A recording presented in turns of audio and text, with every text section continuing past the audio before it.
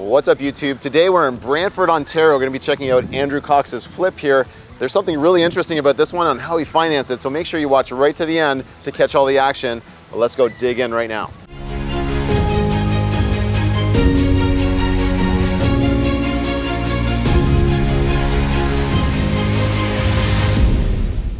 All right, so we're inside right now. This is looking fantastic. It's all staged up. Great work there, Andrew. Thank you very much. Yeah, tell us a little bit about like how you actually found this one. Was this on the market? Was it off the market? Like, how did this deal come about? This was a great opportunity that proves social media works, is that people have been watching my my Facebook group or my Facebook feed, and a friend of mine actually reached out to me and said that her parents had a property that they wanted to get rid of in Branford. So I very quickly said yes and met up with them and was able to negotiate a deal, very, very attractive price. Cool. And it wasn't just like a normal financing deal. Like, we won't give away all the numbers right now, but Did get a VTB on this one. yeah, there you go. So what percentage and how did that all work? That was 5% 1 year with nothing down. Wow. So that was pretty much the unicorn of all unicorns. It even surprised me, actually. Yeah, and as a flipper, I mean, one of your biggest input costs is actually the money that you need. It doesn't have to be your money that you use to buy a flip type of a property, but the money needs to come from somewhere. So very seldom do people actually think of the actual owner who could actually finance it. Too often they actually ask that in the first meeting, but it just came up naturally, I guess. And now that owner is even thinking about, now that they've loaned you on this one, like, what are they going to do? Can they keep this relationship going, which is fantastic. Yeah, I planted the seeds over the course of time because it was a 1 year term. So around halfway, I just sort of dropped a little hint about what are you doing with the money. And then actually they just got in touch with me today and asked me, like, what are next steps if we want to keep going after the property is sold. So cool. Another conversation to be had. Make sure that you guys watch right to the end of the video where we're actually going to cover all the numbers on this flip here. And Andrew's going to be a little bit risque. He's actually listing it lower than what his his total costs are in this deal. But let's actually talk about what you did on this renovation here. So this is, when was this house built? This is like a 50s, 60s house, because they didn't have open concept back then. So no. What did you guys do here to open things up? So this would have been, right here would have been the entrance to the kitchen with a knee wall here. And then a closet, and on the other side of the closet was the stove and counter. So we blew all that out and just did open concept. Now the way that you see it here, I will say this went through many iterations to figure out what the best layout was as far as flow. And this is the one that we came up with. So I think it works pretty well and I'm happy with it. And I'm expecting a lot of action on this one. Actually, it's been listed for 3 days and we have over 15 viewings so far, and it still has another 5 days. Yeah, we're just coming off a long weekend, so a lot of people weren't even like, they were like, yay, first long weekend of the year, let's go do things, right? They weren't necessarily looking at properties. So I'm excited about that. And this property here was pretty much a full gut job. Like, you guys did floors, paint, trim, doors. You obviously ripped out the kitchen, ripped out bathrooms, and downstairs you did a ton of work, which we're gonna go down there next. But yeah, the downstairs was where the main sort of money was made on this property because it was a completely unfinished basement, block wall. Up here we didn't take down any of the rest of the walls, but yeah, like floor, paint, ceilings. This was actually a stucco ceiling. We scraped it. Brought the kitchen back. Actually, the kitchen we brought back to studs because the tiles don't come off the wall very easily. And the same thing with the bathroom. We went straight back to the studs there. But the bedrooms and the living room were pretty much as you see them now. oh wow, this is really nice down here. Yeah, this was great. I haven't seen it since it was staged. This is wonderful. Very cool. So originally when you bought this place, there was really very little down here in the basement, right? So you spent all your money down here, put in like a full kitchen. I guess this can't be technically a duplex, but you guys can get a secondary living area down here. So tell us a little bit about that and why you guys chose to do what you did. Yeah, so the reason we can't do a proper apartment down here is because this isn't actually a floodplain. So the way that we got around that is to just put an in-law suite or a granny suite. Actually, when I bought this house, I saw a house 2 doors down had sold for the highest amount in the whole neighborhood and had pretty much this layout. So I copied that model and it worked out really great. Awesome. Well, let's check out this kitchen, man. Stop blocking it. So you did the same type of finishes as upstairs. We went with the granite, we went with soft close and shaker doors and everything like that. You got the mini dishwasher, which is always cool, and an apartment-sized fridge, which is super modern. So, and this is a really large room, so this feels really open and airy. And I like what you guys did down here. There's lots of natural light and lots of pot lights down here too. So you guys have a lot of good sized windows down here. Did you have to cut any of these in, or these were just all existing? They were all existing. We replaced the windows with vinyl.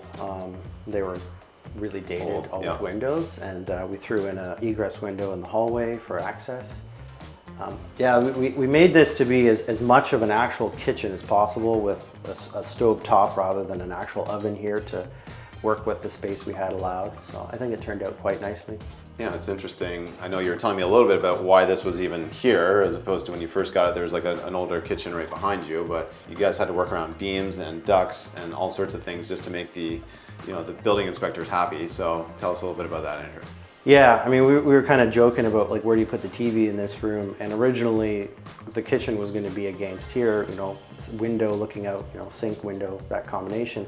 The couch would have gone here underneath the bulkhead, and then it would have been a very natural flow with the TV across the room, etc.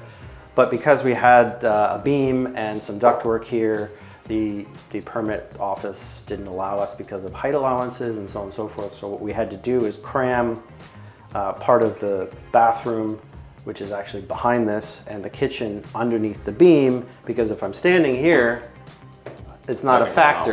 So we took it out of the equation essentially, and that's very how. Smart. So we had to sort of do some creative layouts too. A really well finished basement. I mean, this is fantastic. And like you said, you don't like to do flips that you wouldn't live in yourself. So I could totally pitch you living down here. But you got other places you want to live. You're supposed to make money off your flips, right? But this is actually nicer than my house. There you go. So nice, large. It feels like a master down here. This is actually probably bigger than the actual master. And then you guys did a brand new bathroom. You got your laundry in the basement here too. All your mechanicals are in this corner, I believe, right? Correct. And then you guys kind of did a little cover and stuff for your sump pump. So made it all look nice and tidy. Again, that modern feel down here in the basement, and doesn't feel like, feels like lots of ceiling height down here. So great work on the flip. But I know what the viewers want to see. They want to see the numbers. So let's go dig into that.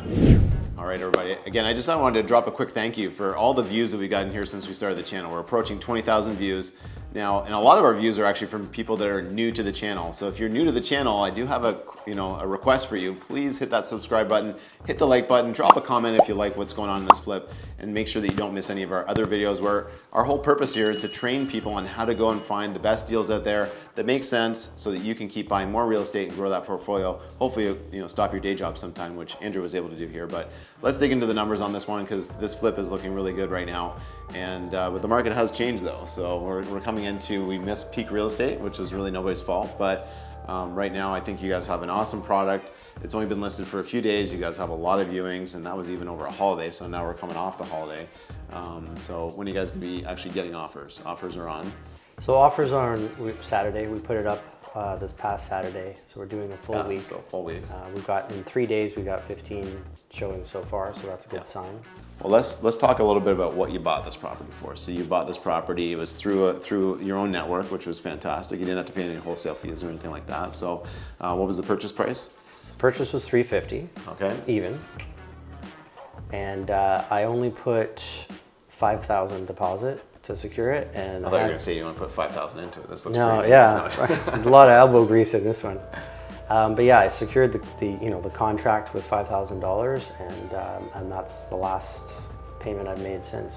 Cool. So I didn't have any carrying costs. Well, I mean I did, but yeah, paid them on the back end as a balloon payment. Okay, so even no monthly interest, no nothing. Yeah. So that really helps the cash flow of the project go along. Big time, because this isn't your only project that you have on the go. So then when you add up all your renovation costs, even maybe staging, like what are the numbers coming in at? Like you're all in at. So my tally is $520, not including the realtor fee for the close. But yeah, so we should be 5 in all in at this point, and we've anticipated about a $650 sale. So you talked about missing the market. If I was done 2 months ago, we would easily have gone over 700. Yeah. No sweat. It But happens, as you alluded to earlier, we are testing the market to see if the offers by date still works. So we've listed it low to get a lot of interest, and hopefully, of those 15 plus showings, we're going to get some action and boost that up. Definitely.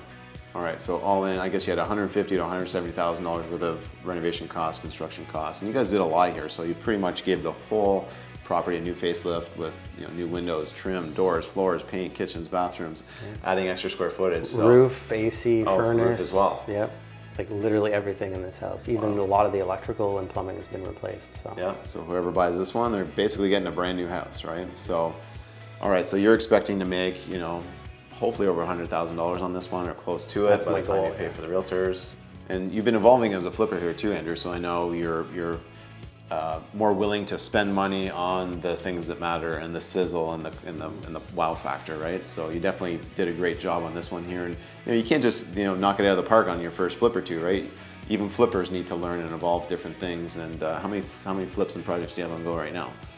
3, 4, 5? I have lose track sometimes. 3 and ongoing right now, with 2 in the hopper, closing in the next month, and then a month after that. Wow. So I've definitely learned a lot.